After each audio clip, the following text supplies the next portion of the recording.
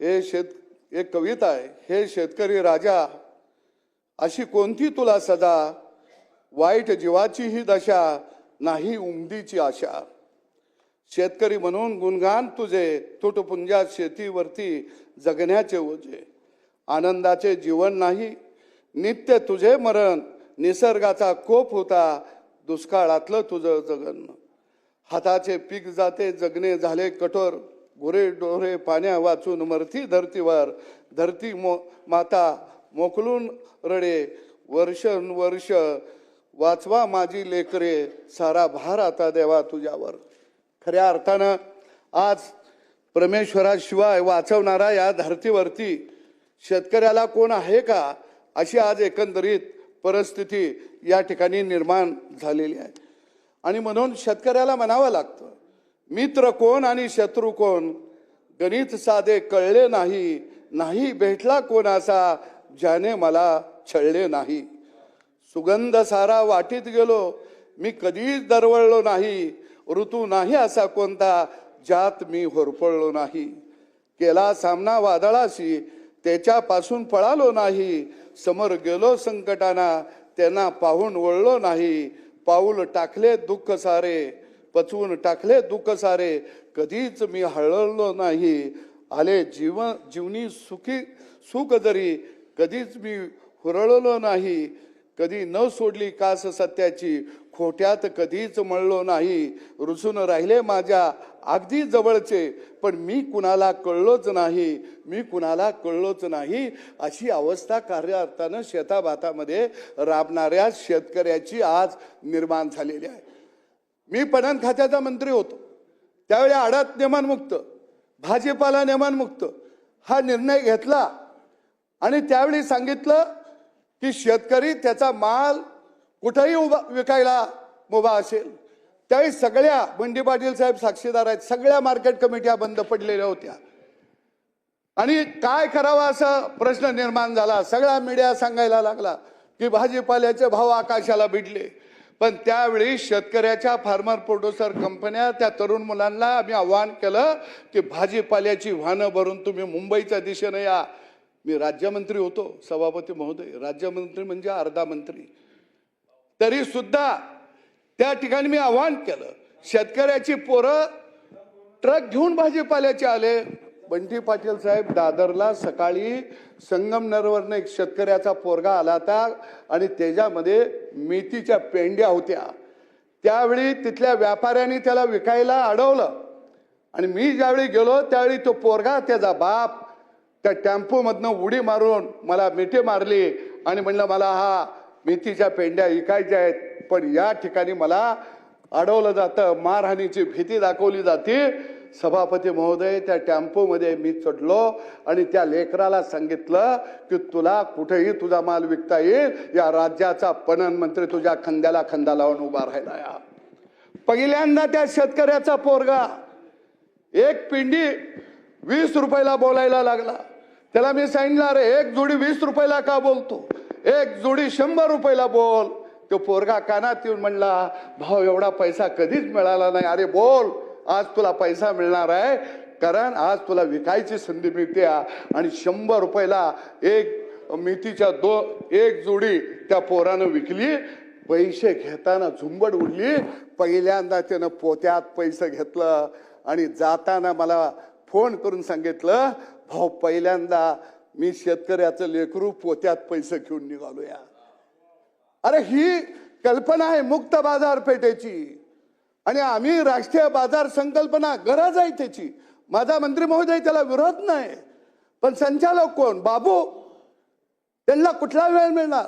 अरे आयुक्त कार्यालयामध्ये पणन संचालक असू नाही तर सहकार आयुक्त असू, अरे सामान्य माणसाला नाही पाय ठेवायला तिथं जागा मिळत नाही, त्याला प्रवेश मिळत. कोण त्याचं दुःख ऐकणार. आणि म्हणून खऱ्या अर्थानं राज्यभर त्या काळामध्ये आम्ही प्रोड्युसर कंपनीच्या माध्यमातून शेतकऱ्यांचे बाजार उभा केले. बंटी पाटील साहेब आपण कोल्हापूरला केला होता, आपण पुण्याला केला होता. विधान भवनासमोर आपण शेतकऱ्याचा बाजार उभा केला. आज ते बाजार गेले कुठं, काय झालं त्या बाजारांचं. म्हणजे शेतकऱ्याला बाजारात येऊ द्यायचं नाही, विकू द्यायचं नाही, त्यांना फक्त गुलामासारखं तिथं राबत राहिलं पाहिजे आणि स्वच्छ चांगला ताजा माल मला आणून दिला पाहिजे. आणि मग ते विकायचं नियोजन, लुटायचं खऱ्याचं नियोजन आम्ही करतो. फक्त त्याला आम्ही नावं देतोय राष्ट्रीय कृषी बाजार. आता तुला अख्खं राष्ट्र लुटायला येणार आहे. पूर्वी तुला एक मार्केट कमिटी तालुक्याची घड्याळ लुटत होती, आता आम्ही सगळी मिळून लुटायला यायला लागलोय. आता नुसते सगळी नाही तर 2-2 लाखाच्या बाबूंना घेऊन यायला लागलोय. का 2-2 लाखाचे बाबू इथं संचालक पाहिजे ते तर हिशोब चुकला नाही पाहिजे, व्यवस्थित कागदावर हिशोब लुटीचा मांडला पाहिजे. कशासाठी? काय त्यांचा संबंध? का ते यायला लागले याच्यामध्ये? काय त्यांचं योगदान शेतीमध्ये? काय म्हणून ते आमच्या शेतकऱ्याचा शेतमालाचा भाव ठरवणार? काय त्यांना अधिकार? आणि म्हणून निश्चितपणानं आपण मार्केट कमिटींच्या मध्ये करा सुधारणा, जरूर करा, पण शेतकऱ्याच्या कंपन्या भविष्य काळामध्ये आपल्याला ताकदीनं उभा कराव्या लागतील. कारण शेतीचे तुकडे पडायला लागलेले आहेत. 10 गुंठ्याचा शेतकरी, 15 गुंठ्याचा शेतकरी त्याचा भाजीपाला घेऊन तो नाही बाजारात जाऊ शकत. त्याला 100 शेतकरी, 200 शेतकरी, 300 शेतकरी, 500 शेतकरी एकत्रित यावे लागतील. क्लस्टर बनवावं लागेल, त्याला पायाभूत सुविधा द्याव्या लागतील, त्याला आर्थिक मदत करावी लागेल. त्याच्यासाठी ग्रेडिंग पॅकिंग हाऊस उभा करावे लागतील, कोल्ड स्टोरेज उभा करावे लागतील, गोडाऊन उभा करावे लागतील, वाहतुकीची व्यवस्था करावी लागेल, त्याला निर्यात करण्यासाठी प्रोत्साहन द्यावं लागेल. खऱ्या अर्थानं हे काम पणन खात्याचं आहे. पणन खात्याचं बाजारात जाऊन खरेदी विक्री करण्याचं काम नाही आहे.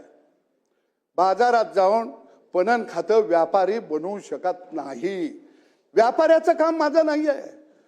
मला जर कोण म्हणलं की मी या खात्याचा चेअरमन, खात्याचा मंत्री आहे म्हणून मी त्या, जर उद्या पशुसंवर्धन मंत्री सुद्धा दुग्ध विकास मंत्री बंटी पाटील साहेब म्हणायला लागतील की मला गोकुळचं चेअरमन व्हायचं आहे, मला गावातल्या दूध डेअरीचा चेअरमन व्हायचं आहे. अरे आपण धोरण करताय, आपण धोरण ठरवणारी माणसं आहोत, आपण व्यापार करणारी माणसं नाही आहे. आपण धोरण ठरवायचं असतंय, आपण संरक्षण द्यायचं असतंय, आपण खऱ्या अर्थानं त्या व्यवसायाला चालना द्यायची असती. आपण त्या दुकानाचं मालक नसतो व्हायचं, त्या दुकानदार म्हणून नसतं बसायचं. आणि म्हणून निश्चितपणानं हे विधेयक खऱ्या अर्थानं या ठिकाणी मांडत असताना मला ह्याच्यातून शेतकऱ्याचं काहीतरी भलं होणार आहे असं मात्र निश्चितपणानं या विधेयकाच्या माध्यमातून मला या ठिकाणी पाहायला मिळत नाही.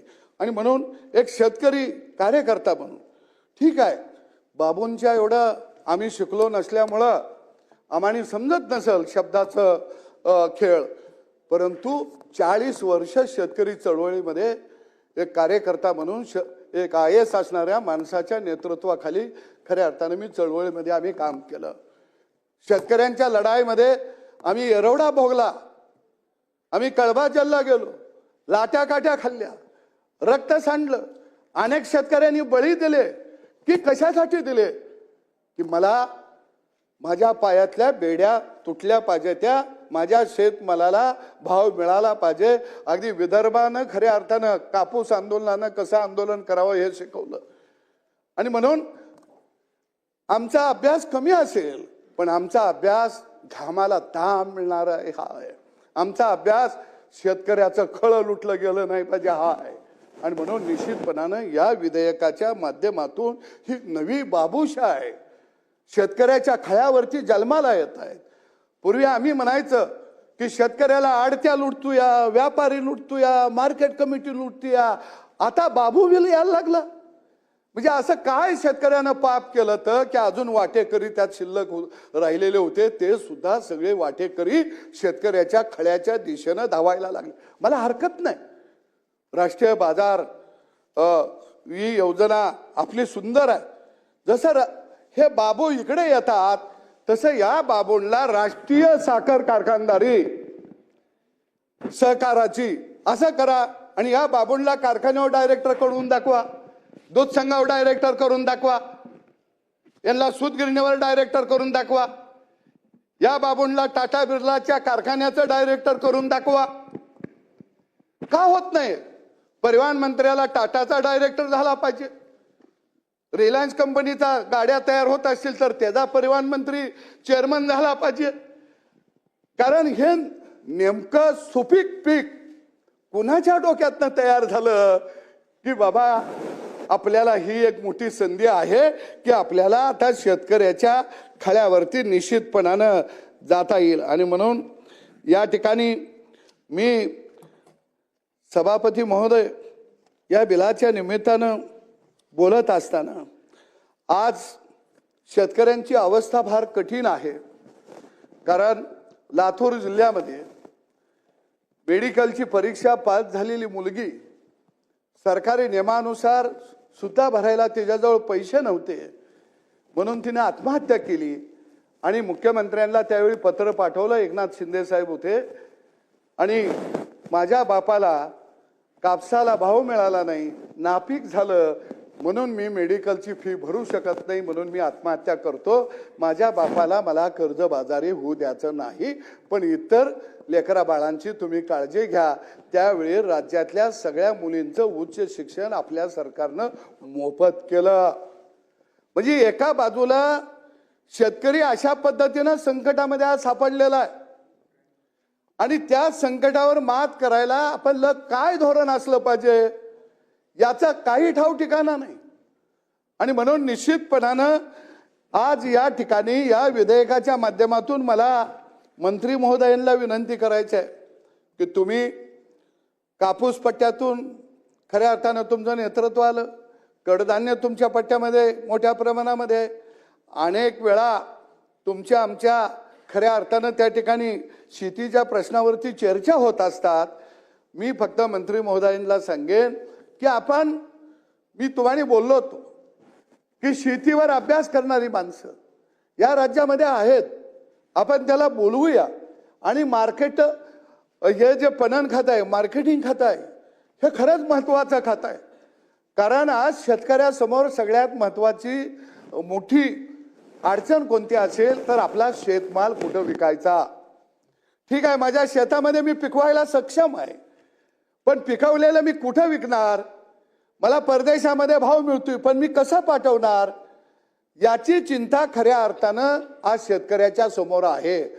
एक सह्याद्री फार्मर प्रोड्युसर कंपनी शिंदेची नाशिकला आहे, जगातलं वाण आणलं त्या माणसानं, जगामध्ये तो माल घेऊन निघाला, वेगवेगळं द्राक्षाचं वाण, डाळिंबाचं वाण तो द्यायला लागला. मंत्री महोदय, अशा कंपन्या भागाभागामध्ये निर्माण झाल्या पाहिजे. तिथं आमची लेकरं बाळं येतील, त्या कंपनीचे ते प्रमुख बनतील, तिथं नोकऱ्या निर्माण होतील, हाताला रोजगार मिळेल. पण राष्ट्रीय कृषी बाजार या कमिटीमध्ये आपण सगळे बाबू लोक आणि शासनाच्या मर्जीतले लोक तिथं डायरेक्टर म्हणून येणार, हे काय शेतकऱ्याचं भलं करणार? पण राज्यामध्ये 30 राष्ट्रीय मार्केट कमिट्या जर झाल्या तर 30 मार्केट कमिटीचं तुम्ही चेअरमन होणार का? तुम्ही कधी जाणार तिकडे फिरायला? कधी जाऊन त्या ऑफिस मध्ये बसणार? मुद्दे मार्केटिंग करणार आहे तुम्ही? म्हणजे ही मार्केटिंग मुंबईत बसायचं आणि टीव्हीवर बघायचं, परत मुंबईत बसून ऑनलाईन शेतमाल नाही विकता येत, नाही शेती ऑनलाईन करता येत. आणि म्हणून निश्चितपणानं या संदर्भामध्ये आपण एक चांगला विचार करणं अत्यंत गरजेचं होतं, पण तो विचार या ठिकाणी केलेला मला दिसत नाही.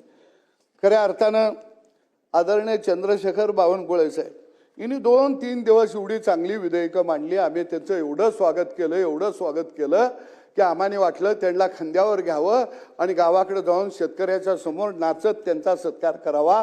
पाणंद रस्त्यासारखा ऐतिहासिक निर्णय घेतला. पण आज गावाकडे गेलो आम्हाला सांगावं लागेल शेतकऱ्यांना, तुम्हाला आता तालुक्याला कापलं जात होतं, आता राष्ट्रीय बाजार नावाने एक मोठा बाजार आम्ही उभा करणार आहे आणि तिथं सगळ्या कुटुंबाला कापायला घेऊन जाणार आहे. शरद जोशी म्हणलेले होते की मार्केट कमिट्या ह्या शेतकऱ्यांचे कत्तलखाने आहेत, आणि हे सत्य होतं, हे सत्य आहे. कारण मार्केट कमिटीमध्ये जाणाऱ्या लोकांना शेतकरी मुक्त व्हावा वाटत नाही. आणि म्हणून खऱ्या अर्थानं मंत्री महोदय तुम्ही कितीही हसा काय करा, मी जे बोलतोय तर महाराष्ट्रातला शेतकरी ऐकतोय. महाराष्ट्रातल्या शेतकऱ्याला माहित आहे की त्याच्या बाजूनं कोण आहे, त्याच्या हितासाठी कोण लढतंय. आमचा रक्ताच्या शेवटच्या थेंबापर्यंत आम्ही गावगाड्यातल्या बळीराजाच्या बाजूनं बोलत राहाव, लढत राहाव. कारण तो आहे म्हणून आम्ही तो उभा आहे. तो आम्हाला 2 वेळचं खायला घालतोय म्हणून आम्ही चालतोया, म्हणून आम्ही बोलतोया. आणि म्हणून निश्चितपणानं शेतकऱ्याच्या घरावर जर संकट येत असेल तर आम्हाला कोण म्हणत असेल सदाभाऊ दार लावून बसा, सभापती महोदय त्याच्याऐवजी आम्ही 20 पिऊ पण दार लावून बसणार नाही. हे मी तुम्हाला या पवित्र सभागृहात तुम्हाला सांगतो. नाही बसणार आम्ही दार लावून.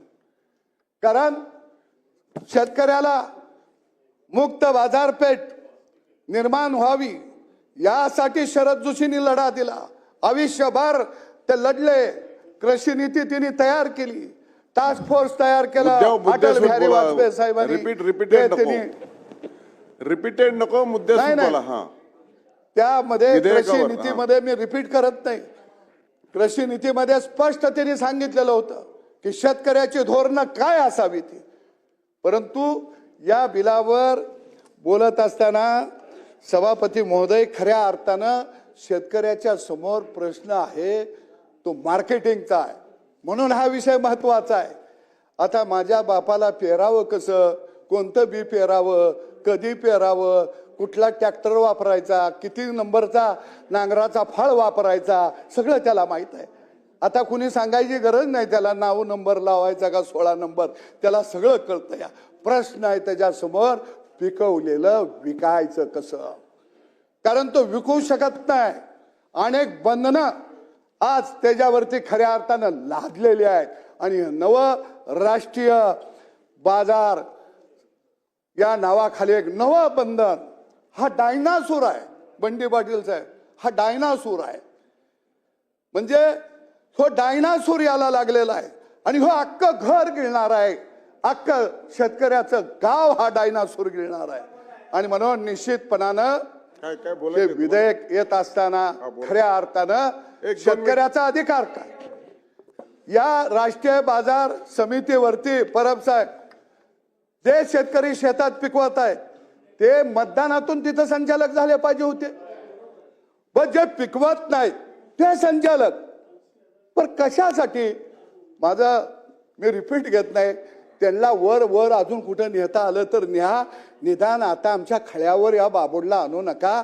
त्यांच्या धोरणानं लेखणीनं जेवढं आमचं वाटोळ होयाचं तेवढं झालंय, आता भात झालं. आणि म्हणून सभापती महोदय एकदा शेतीचं सुद्धा राष्ट्रीयकरण करून टाकूया. आणि त्या शेतीवरती आम्हाने तुम्ही एका शिपाई एवढा पगार देऊन टाका. महिन्याला 30,000 40,000, 5 माणसं असली महिन्याला 2 लाख द्या. आम्ही 8 तास ड्युटी करतो, निवांतवानी घरात झोपतो. कारण तिथं चिंता नाही मग पगार मिळायला लागलो. त्याला दुष्काळ बी येत नाही, महापूर बी येत नाही, गारपीट बी होत नाही, वादळ बी होत नाही, काहीच नुकसान होत नाही ना. सगळं नुकसान आम्ही सोसायचं. वादळाला, गारपिटीला, पावसाला, सगळ्याला आम्ही पुढे जायचं. आणि दुसऱ्या बाजूला विकायचं स्वातंत्र्य मात्र आमचं हिरावून घ्यायचं, हे अजिबात चालणार नाही. अयोग्य आहे. विकायचं स्वातंत्र्य शेतकऱ्याला मिळालं पाहिजे. शेतकऱ्याच्या पायातले साखळ दंड तुटले पाहिजे ते, ही माझी ठाम भूमिका आहे. आणि या राष्ट्रीय बाजार समितीवरती, राष्ट्रीय कृषी बाजार समितीवरती हे बाबू काय यायला लागले, काय यांचा संबंध आहे आमच्या शेतकऱ्याशी, काय यांनी आम्हाला योगदान दिलंय, हे कोण ठरवणार. आमच्या शेतमालाचा भाव यांना कुणी दिला हा अधिकार शेतकऱ्याचं खळं लुटण्याचं, हे अजिबात चालणार नाही. आणि म्हणून निश्चितपणानं शेतकऱ्याला मोकळीक द्या, त्याला संरक्षण द्या, त्याचा माल विकायसाठी पायाभूत सुविधा उभा करा. तुम्ही त्याच्यासाठी आपली दुकानं लावून बसू नका. आम्हाला कुणाच्या दुकानाची गरज नाही. अरे माझ्याही बापाचं लेकरं बाळ शिकली ती, आम्हाला पैसे मोजायला येते ती, आम्हाला आकडं मांडायला येते ती. आम्हाला मी अमेरिका, जपान, इस्रायल तिथं शेती काय आहे, भाव काय आहे आम्हाला समजतंय. त्याच्यासाठी कोण आयस आणून बसवू नका. आणि तो जर आयस बसवायचा असेल तर त्याला शेतावर बी पाठवा. मग येऊन दे संध्याकाळचं ऊसाला पाणी पाजायला, मग सापाच्या मुंडक्यावर पाय पडल्यावर त्याला कळतं या की साखर कशी निघती या. आणि म्हणून निश्चितपणानं या ठिकाणी हे विधेयक शेतकऱ्याच्या बाजूचं नाही, हे विधेयक शेतकऱ्याच्या पायात बेड्या घालणार आहे. आणि म्हणून निश्चितपणानं याच्यामध्ये काय सुधारणा होणं गरजेचं आहे. मला माहित आहे मंत्री महोदय मंजूर होणार आहे, मला त्याबद्दल दुमत नाही माझं, तुम्ही मंजूर करा. परंतु गावागावातला शेतकरी मात्र या विचाराच्या बाजूनं असणार नाही, हे या ठिकाणी मी निसकून सांगतो आणि इथंच थांबतो. धन्यवाद.